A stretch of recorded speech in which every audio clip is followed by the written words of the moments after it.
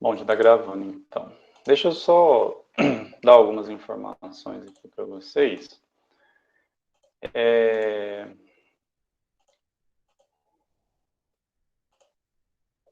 Vou compartilhar a tela aqui rapidinho. Eu dei uma atualizada lá no... Eu dei uma atualizada no Moodle, tá? Então, se vocês entrarem aqui no Moodle, não no meu, né? O que acontece? Aqui no curso de cálculo 4, eu tinha colocado aqui em atividades, depois eu vou colocar o plano de ensino lá nas outras coisas. O plano de ensino, eu dei uma atualizada ali, mas foi uma mudança pequena, tá? Depois só aqui que eu coloquei dividido por 11, porque estava dividido por 10, né? Na verdade são 11, 3, 4, 5, 6, 7, 8, 9, 10, 11. Então, são 11 pontos aqui no total, né? Peso 11, digamos assim. E aí, pessoal, o trabalho ele pode ser feito em dupla, tá? Depois eu vou passar para vocês depois eu vou passar para vocês um roteiro de como que tem que ser esse trabalho, tá? Aí aqui, ó, no cronograma das aulas, eu coloquei a aula do dia 19 como sendo assíncrona. Porque aí no dia 19, na semana do dia 19, tem um feriado, que é dia 21. Eu não lembro o que é dia 21. Eu não sei feriado de nada, assim. Que dia que é 15 de novembro? Não sei. Sábado. Eu acho que é Tiradentes, né? Aí tem um feriado aqui, então aí tipo assim, dia 19 a aula fica assíncrona, que basicamente é um material para vocês lerem, tá? E aí tem aqui explicando direitinho quais são as aulas síncronas e as aulas assíncronas, tá? Aí, aqui também no Moodle, não sei se vocês chegaram a ver, eu coloquei parte da matéria já. Então aqui está o material do dia 4, na verdade não é do dia 4, né? Que esse material aqui ele vai valer para as próximas aulas também, mas aqui eu vou disponibilizar hoje. Aí toda semana eu vou atualizando, tá? Aqui, pessoal, vocês têm que ter um pouco de paciência. Quem foi meu aluno no semestre passado viu que eu era meio enrolado com isso. Mas é o seguinte, como assim, eu preciso passar para vocês o material para vocês estudar em casa, tranquilo, e não necessariamente, eu não posso indicar livros para vocês, eu estou descrevendo o material da aula, tá? Então aqui está tudo bonitinho, tá? Tem toda a matéria aqui explicada como se fosse um livro mesmo. Na verdade, assim, é um livro, mas é tipo assim, é mais, digamos assim, é mais detalhado, tá? Então, assim, sempre antes das aulas ou depois das aulas, vocês podem dar uma lida nisso aqui, que tá tudo que eu falo em sala de aula detalhada. Esse é o material para você estudar de forma assíncrona, tá? Então, sempre que eu marcar uma aula assíncrona, na verdade, eu quero que vocês leiam isso aqui. Porque a aula mesmo aqui, eu ligo a câmera aqui e dou aula para vocês normalmente, tá? Mas tá tudo bem explicado aqui. É claro que isso aqui não substitui a aula e vice-versa, mas tudo que vocês precisam saber tá bem justificado aqui. Tá? A princípio, tem só, deixa eu ver aqui.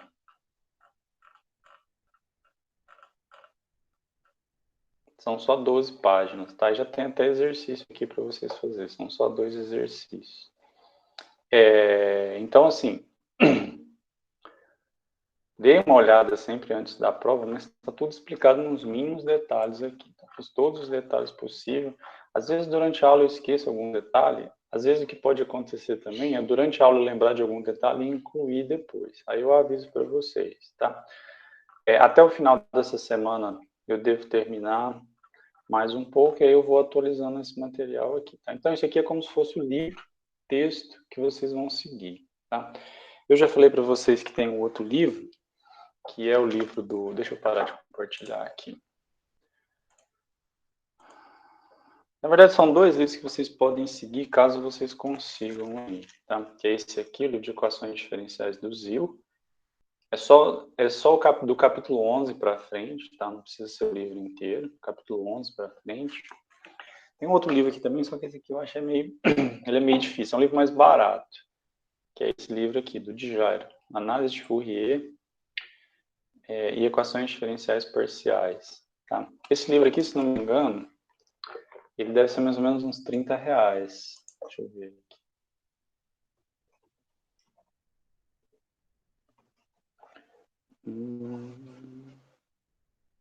Nossa.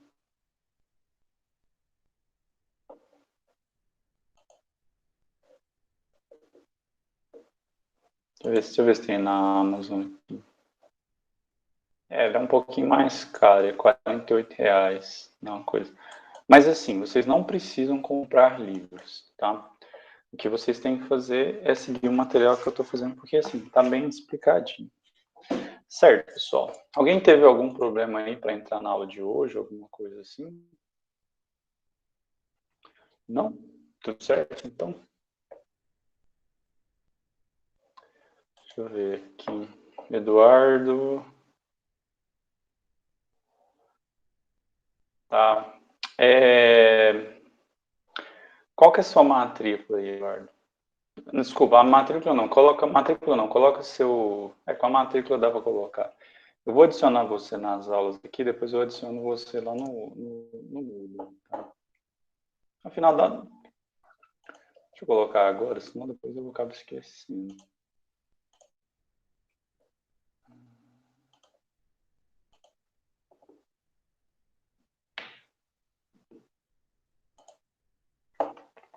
Aí só lembrando, pessoal, que como são duas turmas, vocês podem assistir a aula tanto aqui, nesse horário, ou no horário das 4h50, tá?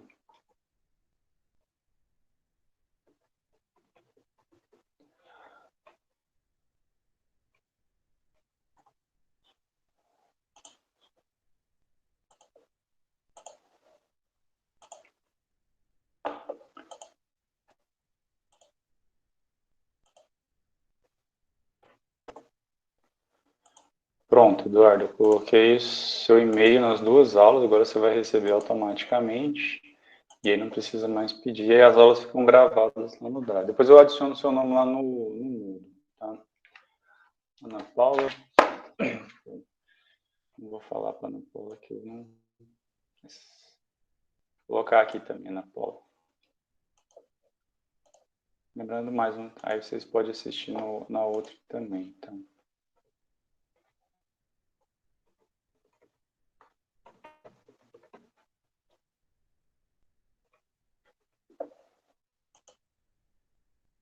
Okay.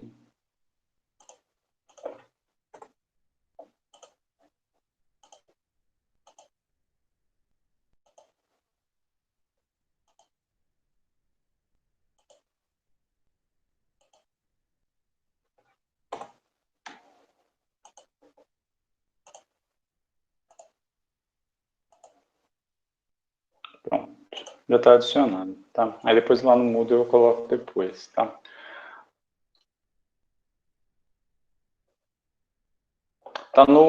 Eu atualizei só o e-mail da aula, tá? Do Moodle ainda não.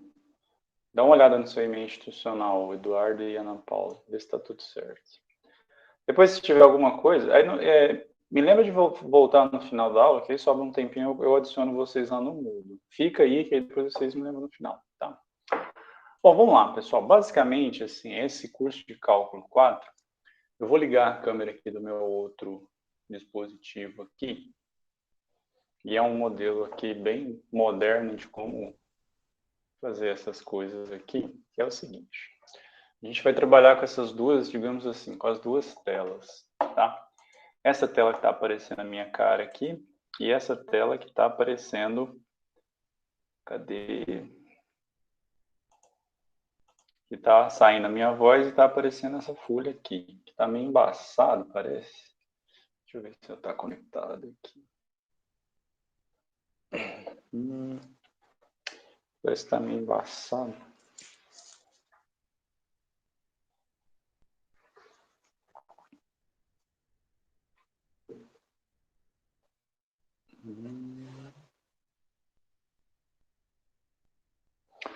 Bom, assim, para falar sobre série de Fourier, a gente vai precisar voltar um pouquinho lá no curso de Geometria Analítica ou no curso de ou no curso de álgebra linear, tá? Eu não sei quando que vocês fizeram isso, mas não se preocupem, tá? Porque não necessariamente vocês vão ter que lembrar de tudo que tinha lá em álgebra linear e tudo que tinha em geometria analítica, tá? Eu fiz uma revisão rápida no material, mas aí se vocês precisarem, dê uma olhada lá, mas não é nada assim muito grave, tá? O que acontece? Lá no curso de álgebra linear ou geometria analítica, não sei, vamos supor que vocês tivessem dois vetores assim. Você tem um vetor U, aí esse vetor U, eu vou chamar ele de U1, U2, U3. Estão conseguindo enxergar aí, né? E aí vamos supor que você tem um vetor V, eu vou chamar ele de V1, V2, V3. Tá? Esses dois vetores aqui são vetores do espaço R3. É um espaço dimensional de dimensão 3, tá? Você tem outro vetor aqui no espaço R3. Certo? Não sei se dá para ver que essas letras aqui são diferentes. Eu não vou ficar colocando setinho aqui não, porque tanto faz, tá? O que acontece? Lá em geometria analítica, a gente define um produto escalar entre dois vetores. Então, por exemplo, você tem o V. É como se fosse um produto, tá? Você tem um produto entre esses dois. O que é o produto escalar? O produto escalar é a soma dos produtos coordenada por coordenada, né? Então, aqui você tem o 1, V1, mais o 2, V2, mais o 3, V3, tá? Esse aqui é o produto escalar entre dois vetores, né? Opa, o produto escalar. Tá? É o produto escalar. Aí o que acontece? Para que serve esse produto escalar? Assim, basicamente, eu não vou ficar falando propriedades e mais propriedades do produto escalar, não. Mas a primeira coisa que você tem que notar é o seguinte: quando você faz o produto escalar entre esses dois vetores, isso aqui é um número real. Ou seja, você tem dois vetores no espaço, aí você faz uma operação entre esses dois vetores, e o resultado é um número real. Tá? O resultado é um número real. Repara que isso aqui não define uma operação no espaço, porque assim, você pega dois caras que estão aqui e a resposta está num outro espaço. Tá? Não, é diferente da soma e assim por diante, ou do produto vetorial. Tá? Mas o que acontece é o seguinte: se esses dois vetores são perpendiculares, ou seja, se você tem que U e V, eu não lembro bem se a notação é essa, mas isso aqui significa, bom, significa na minha cabeça, pelo menos, que esses dois vetores aqui formam um ângulo de 90 graus, tá? 90 graus, né? E aí o que vai acontecer é o seguinte: se isso aqui acontece, então o produto escalar é zero.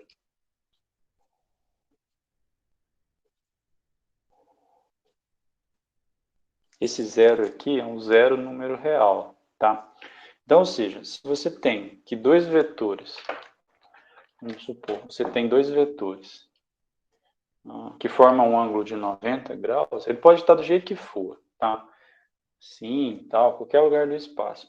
Mas se esse ângulo entre eles for de 90 graus, então o produto escalar entre eles é zero. Tá? Repara que isso aqui é um resultado forte, porque esses vetores não necessariamente eles são nulos. Tá? Ou seja, você está fazendo multiplicação entre dois vetores não nulo, multiplicação entre aspas, tá? Deixa eu fazer uma aspa certinho aqui.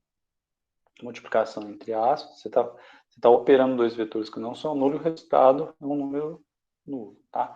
Então, sempre que você tem que esse produto escalar é zero, esses vetores são perpendiculares. Tá?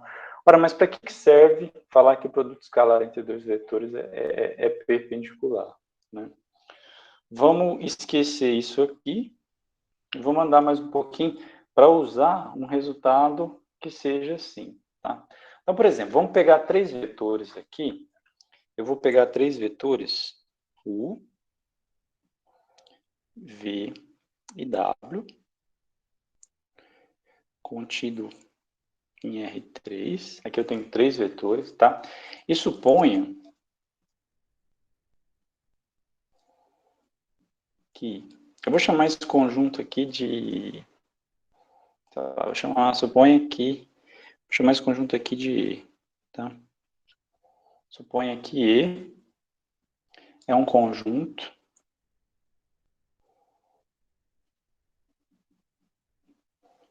de vetores não nulos,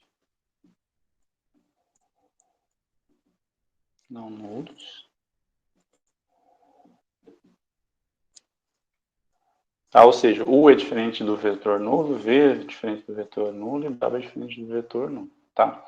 Suponha que é um conjunto de vetores não nulos e é ortogonal.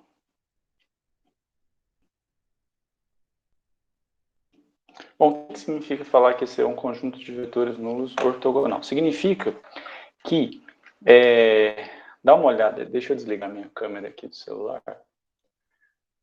Dá uma olhada na outra câmera aí, que eu acho que eu fico mais distante. Por exemplo, o que acontece? Significa que quando você tem 3 vetores aqui no espaço, ó, esses 3 vetores, eles são, cada um, entre eles, forma 90 graus. Então, por exemplo, eu tenho 3 cores aqui. Deixa eu pegar uma outra cor aqui que pareça mais. Tem 3 aqui, ó. Tem um azul, um vermelho e um preto. Então, eu tenho esses 3 vetores. Quando você faz o ângulo entre eles, então, por exemplo, ó, o ângulo entre o vermelho e o azul é 90, o ângulo entre o preto e o vermelho é 90, e aqui o ângulo entre o preto e o azul também vai ser 90 graus. Tá? Isso significa que esse conjunto é ortogonal. Tá? Lá na geometria analítica, geralmente a gente está acostumado com aquela base canônica, né? Que é 1, 0, 0, 0, 1, 0 e 0, 0, 1. Tá? Mas isso pode ser qualquer uma, tá? Você não precisa preocupar e falar assim, não, tem que ser só essa base. Mas, por exemplo, você pode pegar qualquer base no espaço que tem essa mesma propriedade. Tá? Não vou especificar aqui porque a gente não está no curso de geometria analítica, isso aí vocês já fizeram antes. Então, suponha que você tem um conjunto assim. Bom, independentemente se você souber se esse conjunto é ou não, mas assim, uma afirmação que eu posso fazer é o seguinte, esse conjunto aqui é uma base, tá? Se você tem 3 vetores num espaço de dimensão 3, e o ângulo entre eles for 90 graus, então com certeza esse conjunto é uma base. Você não precisa fazer aquelas outras verificações lá, de calcular o determinante, não sei o que, blá, blá, blá, não. Vai ser diferente de zero, tá? Vamos voltar aqui para o caderninho.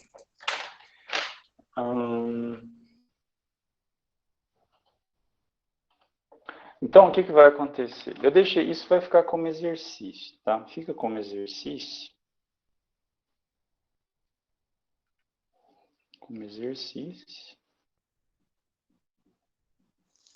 Mostrar. A câmera está um pouco ruim, mas ela vai melhorar, tá? Que é base. E é base. Bom, o que significa falar que é base? Significa que gera o espaço, né? Ou seja, qualquer vetor do espaço pode ser escrito como sendo combinação dos elementos desse conjunto aqui, tá? Ou seja, eu vou escrever exatamente isso aqui. Ou seja, dado Z pertencente ao R3, que é o espaço... Bom, a imagem está ruim, mas espero que ela melhore um pouco, tá? Qualquer vetor do espaço, existem constantes alfa, beta e gama, tá? Pertencente ao R3, não, pertencente ao R, tal que Z é igual a alfa U mais beta V mais gama W, tá? Então é isso que acontece. Bom, o que acontece? O fato de ser base, isso, tipo assim, isso que eu escrevi desse ponto aqui para baixo é só o fato desse conjunto ser uma base, tá? Desse conjunto ser uma base. Agora, o que acontece? O fato de ser uma base já garante a existência de alfa, beta e gama satisfazendo essas condições aqui. O que acontece é como a gente está supondo que esse conjunto é ortogonal, eu esqueci de escrever o que significa falar que é ortogonal, ou seja, o ângulo entre os vetores aqui é U, fica mais fácil determinar quem é alfa, quem é beta e quem é gama. Tá? Porque vamos pensar o seguinte, ó. Eu vou subir um pouquinho a folha aqui, eu vou deixar esse Z dessa forma aqui. Tá? Então, o que vai acontecer? Vamos supor que você faça... Eu vou fazer o seguinte, ó. Eu vou fazer Z, produto escalar com U. Tá? Z, produto escalar com U.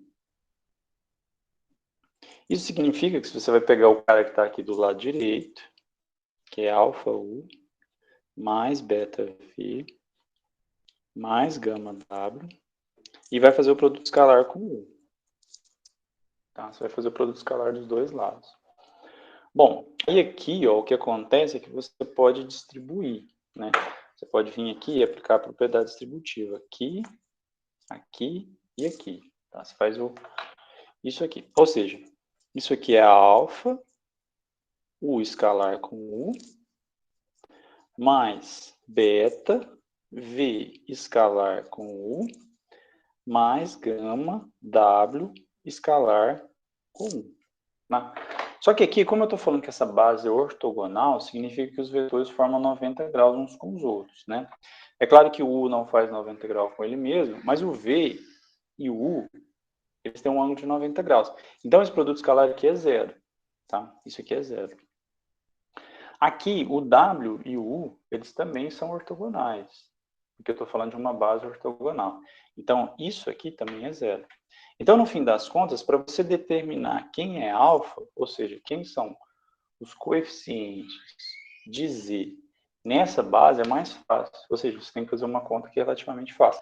Então, o que você vai concluir é o seguinte, ó, que Z escalar com U é igual a alfa, U escalar com U. Isso implica que o alfa é igual a Z escalar com U dividido por U escalar com U. Entendeu? Então, assim, você não precisa resolver um sistema para achar as coordenadas do vetor numa determinada base. Porque resolver sistema é um troço que vai dar muito trabalho. Tá? Travou de novo aí, né? Para variar. Ah, voltou. Então, ou seja, o alfa vai ser Z escalar U dividido por U vezes... Isso aqui tem que ser diferente de zero porque os vetores são não nulos. Tá? E aí, se você fizer a mesma conta, você vai poder determinar quem que é o beta. O beta vai ser Z escalar com V, dividido por V com V. Tá? E o gama vai ser Z escalar com W, dividido por W escalar W. Tá? Ou seja, eu consigo determinar quem são esses coeficientes de uma forma mais rápida, justamente porque a gente está usando o fato de eu estar trabalhando com uma base que é ortogonal. Então, esses caras aqui eles vão se anular. Tá? Tudo bem aqui? Tranquilo? Vocês lembram o que significa? Isso aqui, na verdade, é a projeção do vetor, né? Vai ser a projeção do vetor no determinado, ou seja, vai ser o número que você vai multiplicar esse vetor na direção do vetor que você está trabalhando. Tá? Eu não sei se vocês lembram disso, mas assim, basicamente assim, se você entende isso aqui, você vai entender como que a série de Fourier funciona. Tá? Porque a série de Fourier vai usar exatamente esse princípio. É claro que a gente vai estar trabalhando com um conjunto um pouquinho maior, e é claro que a gente vai ter que fazer umas contas um pouquinho mais chatas, tá? Mas são contas de resolver integral, são coisas assim relativamente mais simples, tá? Só que aí, para fazer isso, a gente precisa definir o que é produto interno entre dois... produto interno, não, desculpa, produto escalar entre duas funções. Tá? Aqui eu tenho um produto escalar, mas também é um produto interno, tá?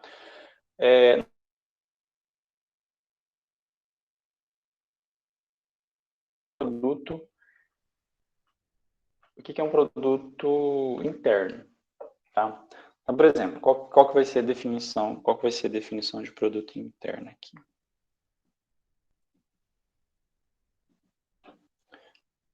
Então, você tem assim, V, um espaço vetorial.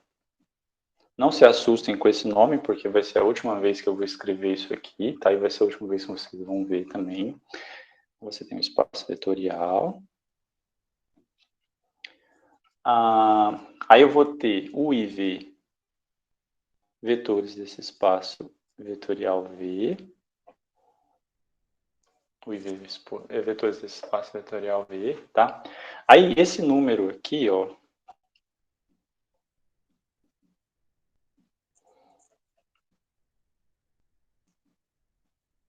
é chamado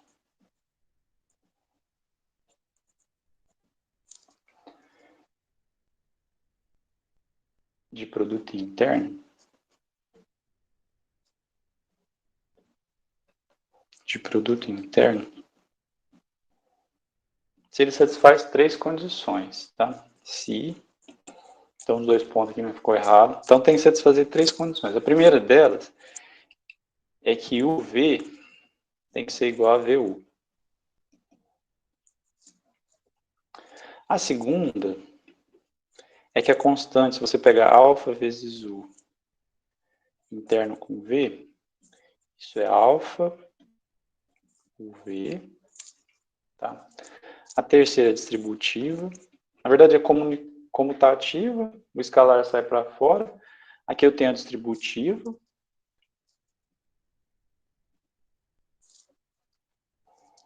Aqui, ou seja, se você fizer U mais V com W, isso é U com W, V com W.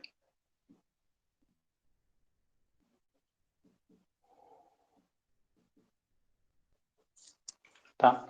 E a quarta é o seguinte, se você fizer o produto escalar de um vetor com ele mesmo, isso vai ser maior que zero. Se o U for diferente de zero, aqui esse zero é o zero de vetor, então teria que ter uma setinha em cima, mas eu não preciso preocupar com isso. E vai ser zero se somente se esse vetor for nulo. Tá? Então essa aqui vai ser a definição de um produto interno. Tá? Isso aqui é um produto interno.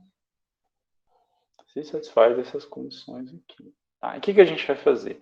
A gente vai definir um produto interno entre funções. Porque aí sim a gente vai poder escrever qualquer função como sendo uma combinação linear de outras. Vamos definir um conjunto. Ou seja, a gente vai definir o produto interno entre duas funções. A gente vai pegar um conjunto que seja ortogonal. E aí qualquer função pode ser escrita como sendo combinação linear desses números. Tá? Como que vai ser isso? Isso aqui eu não vou ficar explicando, porque igual eu falei para vocês, que é curso de geometria analítica e de álgebra linear, isso aqui vocês já viram. Eu não faço ideia de quando que vocês viram isso aqui, mas com certeza não foi o ano passado, né?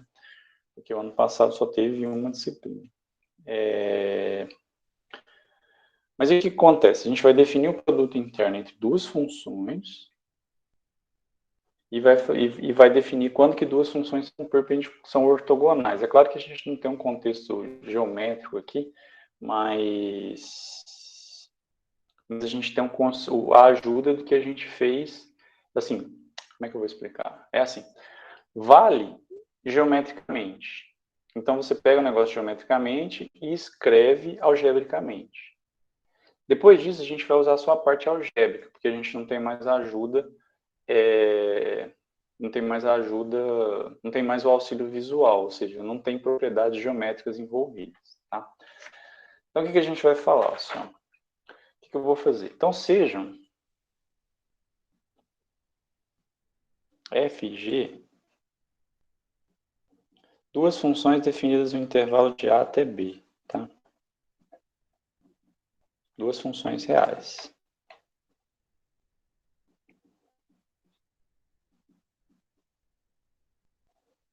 Eu vou colocar contínuo, mas depois não vai necessariamente precisar disso aqui. Vou colocar só duas funções, tá? O produto interno. Produto interno. entre f e g,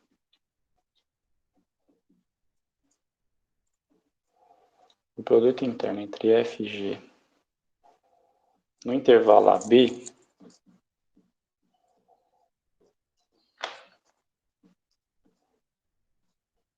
é dado. Então, o que você vai fazer? Você vai pegar a função f e vai fazer uma operação. Repara aqui, pessoal, que eu estou falando de funções, não são vetores. Tá? Essa definição aqui só precisa ser espaço vetorial. Não necessariamente precisam ser vetores. Tá? Existem espaços vetoriais que não necessariamente você consegue escrever como sendo vetores. Mas não se preocupe tanto com isso. Tá? O que acontece? O produto interno entre duas funções, tá? O que significa falar que eu tenho um produto interno entre duas funções? Isso vai ser a integral de A até B de f de x, g de x, dx.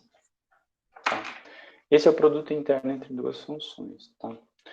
Alguém já tinha visto alguma coisa assim? Talvez lá no curso de álgebra linear, dependendo quem foi o professor de vocês, a pessoa até deu uma introdução nisso aqui.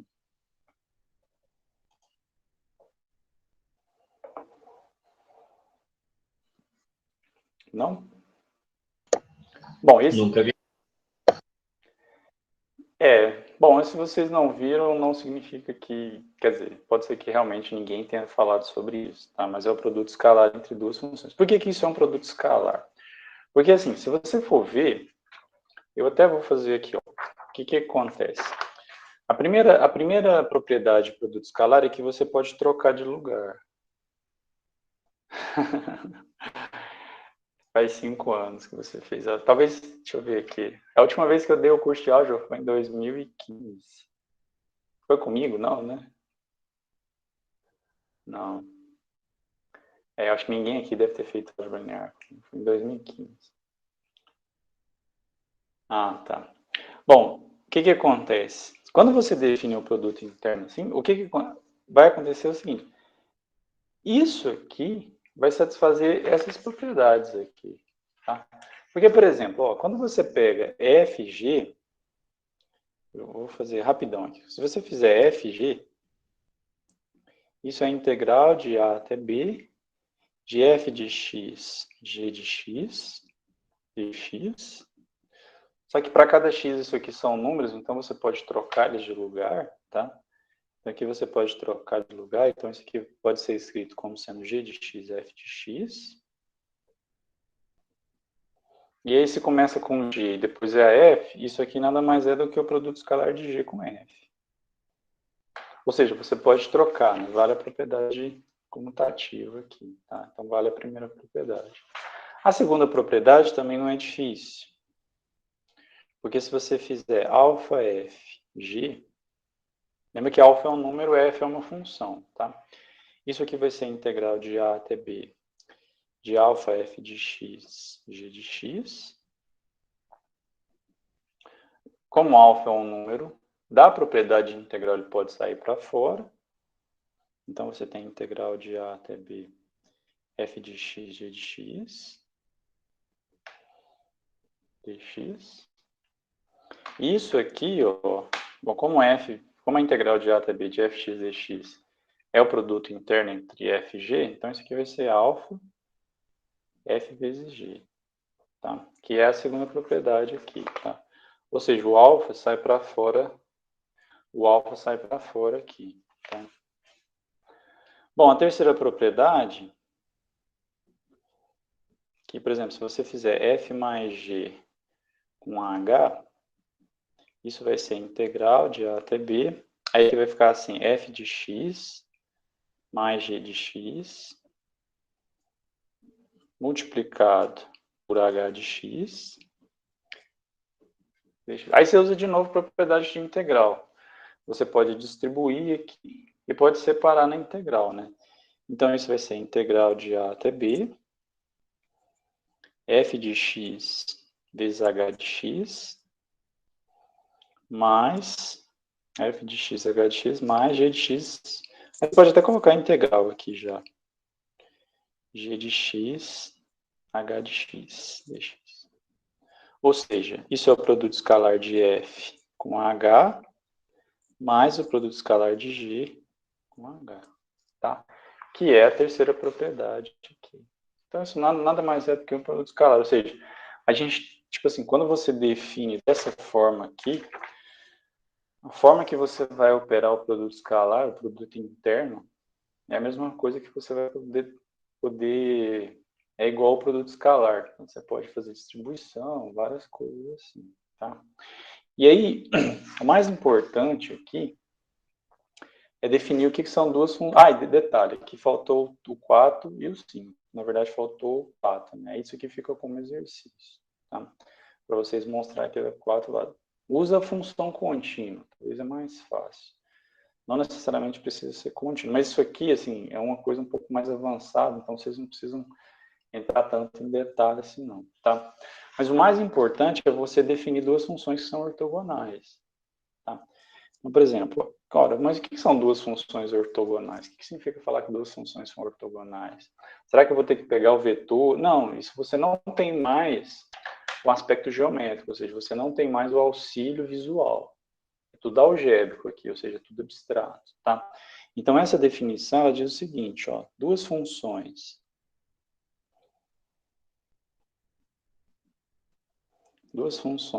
f e g são ortogonais,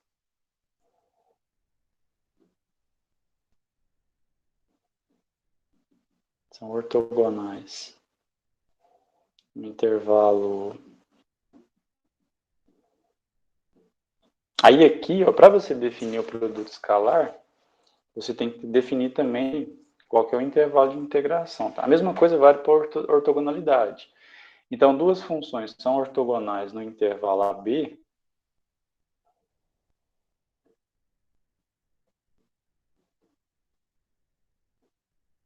se aí você faz fg, que é a integral de A até B, f de x, g de x,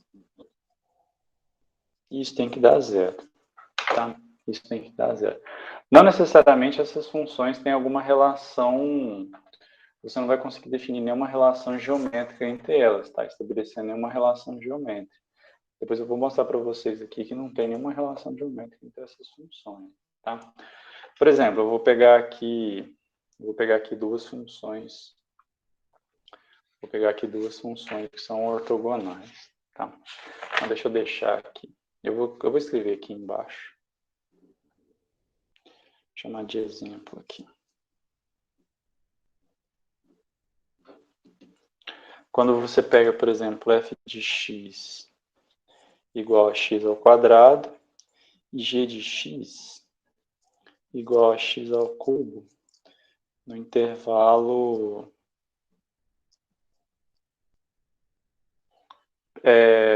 sei lá, pega o intervalo de tanto faz, mas pega um intervalo simétrico, assim, de menos p até p. Tá? Pega de menos p até p.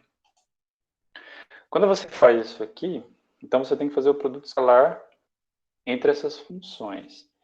Então, ou seja, se você fizer f com g, isso vai dar integral, aí você integra no intervalo. Lembra sempre que ortogonalidade tem que estar sempre relacionado ao intervalo. Tá? Você só pode falar de ortogonalidade se você estiver falando do intervalo, porque você tem que integrar. Tá? Então, por exemplo, a integral de... Eu vou colocar aqui, integral de menos p até p de f de x, g de x. Agora a gente começa a falar de cálculo, tá vendo? A gente vai ter que resolver um monte de integrais aqui. Isso vai ser integral de menos p até p. F de x é x ao quadrado. Aqui vai dar x ao cubo dx. Isso vai ficar integral de menos p até p de x à quinta dx. Tá? Bom, a integral de x à quinta é x à sexta sobre 6. Variando de menos p até p. Tá? Variando de menos p até p. 1 sobre 6 fica de fora. Aí vai ficar assim, p à sexta menos p à sexta. Bom, menos P à sexta, como a potência é par, esse menos some. Então, menos desaparece. Então, vai ficar P à sexta menos P à sexta, que é zero. Tá? Ou seja, essas funções elas são ortogonais. E, mais uma vez, é ortogonalidade no sentido abstrato. Tá? A única coisa que significa ser ortogonal significa que essa integral é zero. Se você olhar duas funções, se você olhar o gráfico de duas funções, você não vai conseguir enxergar a ortogonalidade. Só se você tiver uma cabeça muito, se você for muito inteligente, assim, sabe? Ou então se você tiver assim, não, tem que ser muito tem que ser muito inteligente para poder ver duas coisas assim, e falar assim, não, esse gráfico, essas duas funções são ortogonais. Não, eu acho que nem se você for muito inteligente, mas realmente não vai adiantar, tá? Tem que fazer a conta, tem que resolver e tem que chegar no zero aqui. Se você olhar, não tem uma régua que você vai fazer se isso dá certo, não, tá? Vamos pegar outro exemplo aqui. Eu vou pegar funções, chamar isso aqui de exemplo. Depois eu mostro para vocês essas funções aqui. Exemplo 2. Eu vou pegar, por exemplo, a função f de x igual a seno de x e g de x igual a cosseno de x. No intervalo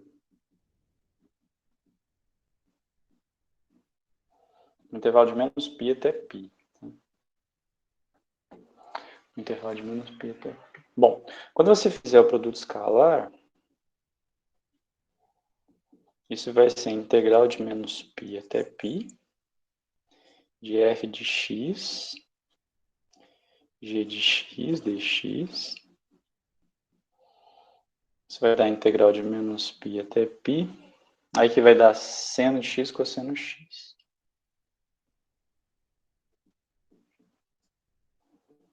Certo. Travou de novo. Beleza. Bom, deixa eu compartilhar com vocês a tela aqui, que aí eu já vou adiantando aqui as outras coisas, tá?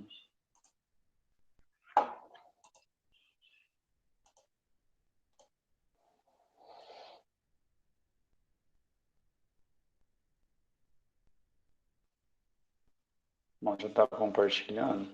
Aí o que acontece é o seguinte, eu vou pegar aqui a função x ao quadrado. Se você pega a função x ao quadrado, ela é assim. E aí se você pega a função x ao cubo, ela é assim. Repara que aqui ó, você não consegue enxergar uma ortogonalidade. Não existe... E aí eu estou definindo o intervalo de menos p, ou seja, é um intervalo simétrico. Tá? De qualquer lugar aqui, tipo, de menos 2 até 2. Tá? Então, ou seja, independentemente do intervalo, você não consegue achar uma relação geométrica. Não dá para olhar aqui e falar assim, mas forma um ângulo de 90 graus aqui. Não tem essa relação geométrica. Você não consegue bater o olho e ver essas duas funções. A mesma coisa é com a função seno e cosseno. Por exemplo, se você colocar aqui a função seno e aqui embaixo a função cosseno, você não consegue achar uma relação entre essas duas funções. Falar assim, nossa, elas são realmente ortogonais nesse intervalo. Aí o intervalo é aqui, ó. É de menos daqui, né? Eu ia colocar a mão aqui, mas vocês não vão ver minha mão. Então repare que aqui, ó, você bater o olho no gráfico das duas funções, não dá para saber se elas são ortogonais ou não. Tá? Então realmente o conceito não faz sentido. Tá? Vamos ver se deu uma destravada aqui. Vou parar de compartilhar. E aí, por exemplo, ó, existem várias formas de resolver essa integral. Durante o curso, vocês vão ver que a gente vai ver várias formas de resolver integral. Tá? Essa é uma das coisas massas desse curso aqui. Eu sei que você pode fazer a substituição aqui, mas outra forma que você pode fazer é o seguinte. Quando você fizer seno de 2x, isso é 2 seno x cosseno x. Tá? E você pode apagar esse cara aqui e passar para cá dividindo. Certo? Então, ao invés de a gente fazer uma mudança de variável do cálculo, a gente vai usar uma identidade trigonométrica. tá? Então, isso aqui vai ficar a integral de menos π até π. E aí vai ficar seno de 2x sobre 2. Ou seja, eu usei uma igualdade. Não preciso fazer mudança de variável, nem preciso mudar os intervalos de integração aqui, certo? Bom, aí o 2 sai para fora, só que a integral do seno, qual que é a integral do seno? Me ajuda aí. Menos cosseno, Menos né? cosseno x. Então vai dar 1 sobre 4, porque assim, esse 2 vem para o denominador e multiplica com o 2 aqui embaixo. E aí vai ficar cosseno de 2x de menos π até π, tá? Então isso aqui vai ficar menos 1/4. Aí vai dar cosseno de 2π menos cosseno de menos 2π. Só que esse cara aqui é 1. E esse aqui, assim, é porque assim, você está no círculo trigonométrico. 1 é quando você dá uma volta completa no sentido horário. E outro, menos 2π, é quando você dá uma volta completa no sentido anti-horário. É o mesmo cara, né? Então os dois valem 1. E isso aqui vale 0. Tá? Então, ou seja, essas duas funções são ortogonais. Tá? Essas duas funções são ortogonais. E aí tá tudo certo. E repara mais uma vez, ó, deixa eu mostrar para vocês de novo aqui o desenho. Na verdade, lá no material que eu reservei para vocês, aqui, ó, tem os gráficos, tá vendo? Aqui eu deixei o intervalo delimitado. Esse é o gráfico da função seno e da função cosseno. Então você não consegue enxergar a ortogonalidade entre essas duas funções, tá? E aqui também, ó, depois você dá uma olhada, você tem que tomar cuidado porque vale o intervalo. Elas são ortogonais no intervalo de menos π até π, porque a integral dá 0, mas elas não são ortogonais no intervalo de 0 até π sobre 2, porque a integral vai ser diferente de 0. Então tem que tomar cuidado, porque o conceito de ortogonalidade ele está intimamente ligado ao intervalo que você está trabalhando, tá? Bom, aí por último, eu só vou falar mais um conceito aqui, vou deixar um exercício para vocês fazerem, que é o seguinte, que é o conceito de conjunto ortogonal. Né? Primeiro eu tenho que parar, não, eu já parei de apresentar, tá? O que vai ser um conjunto ortogonal? Conjunto ortogonal.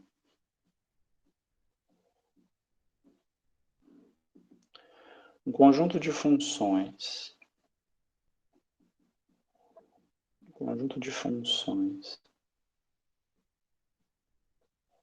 Aí você tem um conjunto, pode ser um conjunto finito ou um conjunto infinito, mas geralmente a gente vai trabalhar com um conjunto infinito, tá? Conjunto de funções φ1, φ2, φ3 e assim por diante, tá?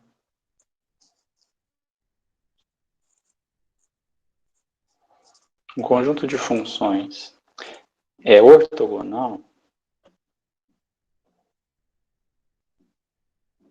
se, quando você fizer o produto escalar de φm com φn, desculpa, o produto interno, isso aqui vai dar 0 sempre que o m for diferente do n. Ah, isso não é difícil de acontecer, porque a gente vai trabalhar especificamente com um conjunto que satisfaz isso. Tá? Ou seja, quando você fizer o produto interno de quaisquer duas funções diferentes, isso sempre vai dar 0. É o mesmo conceito que eu falei lá no começo de 3 vetores ortogonais. Você tem 3 vetores aqui. Você tem 3 vetores aqui. Aí se você faz esse com esse dá 0, esse com esse dá 0, esse com esse aqui dá 0. Não sei se foi muito rápido, mas aí você tem que medir todos esses ângulos. Aí você pensa assim, putz, mas se esse conjunto foi infinito, então tem que medir todos os ângulos, ou seja, tem que fazer essa conta infinitas vezes? Não, porque a gente vai pegar um padrão, a gente vai pegar um caso que é um pouco mais geral. Tá? O caso geral, no caso, vai ser esse conjunto aqui, ó, que eu vou deixar como exercício para vocês verificarem. Que é o seguinte, ó. Esse conjunto aqui, ó, conjunto. Tem a função 1, a função cosseno de mπx sobre p e a função seno de nπx sobre p. É ortogonal. Aqui eu esqueci de falar, especificar o conjunto, tá? É ortogonal no conjunto, no intervalo.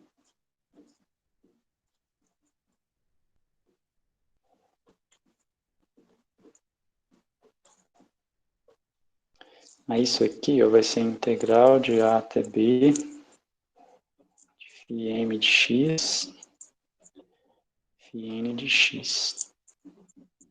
Tá? Tem que especificar o intervalo, tá? Então esse conjunto aqui ó, é ortogonal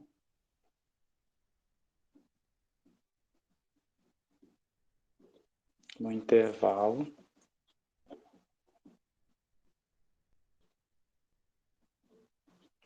de menos p até p, tá?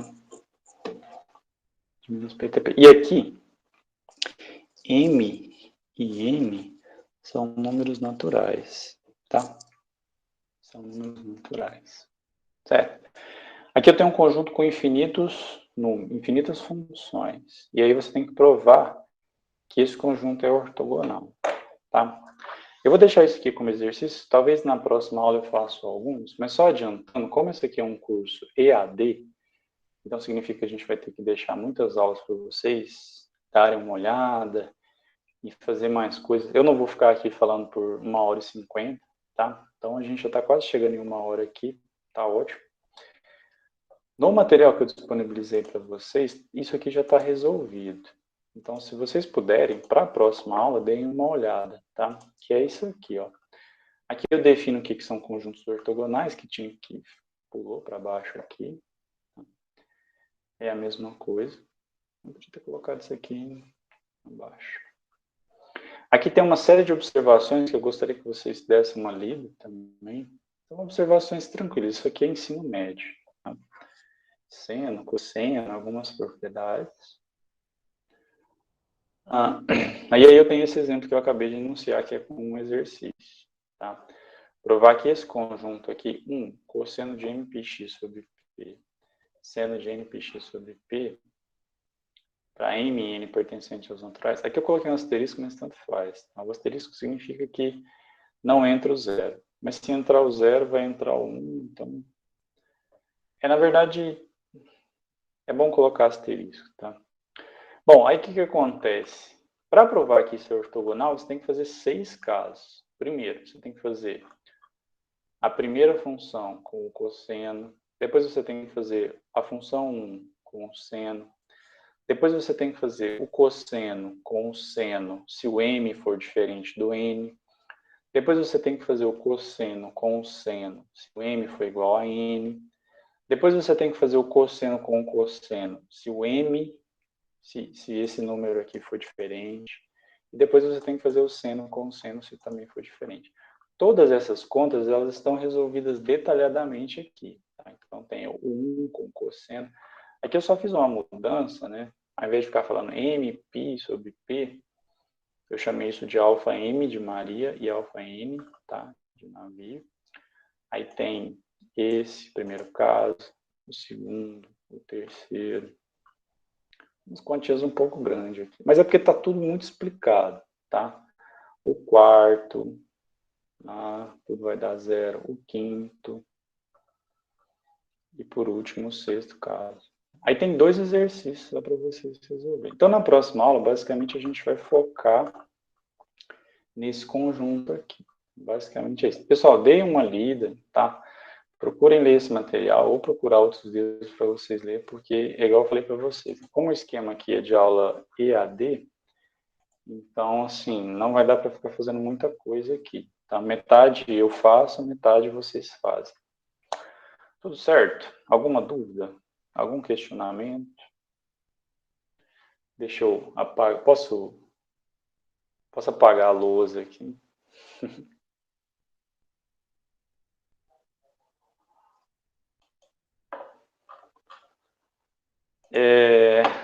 Bom, pessoal, por hoje é só, tá? Eu só peço para quem ainda não está matriculado no Moodle aí, que permaneça, que eu vou entrar agora e já vou matricular vocês para ficar tudo certo. Ô, Júlia, ó, deixa eu te mostrar aqui. Deixa eu compartilhar a tela aqui com você. Você deu aceite nas aulas? Recebeu por e-mail? Se quiser ligar o microfone aí. Você recebeu o e-mail, tá? Então, o que você vai fazer? Ó, você vem aqui na agenda, do Google. Consegue entrar na agenda do Google aí? Consigo.